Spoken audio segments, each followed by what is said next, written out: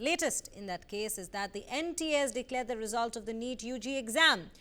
Results of 1563 students who got a chance to appear in the exam again were announced, out of which only 813 had appeared for the examination. The re-examination was held on 23rd June and 52% students had appeared in the re-examination.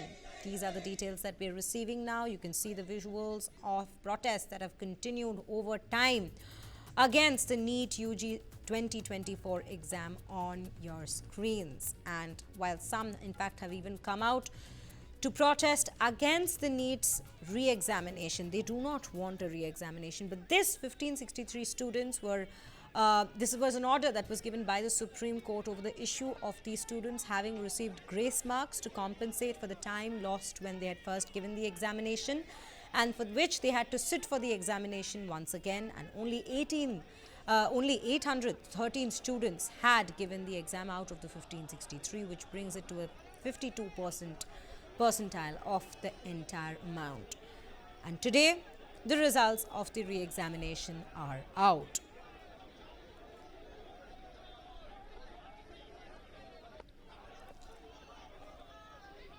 Well, these are the latest shots that we're bringing to you of the protests that still continue to in fact take place. But these are protest shots that in fact had come in from before.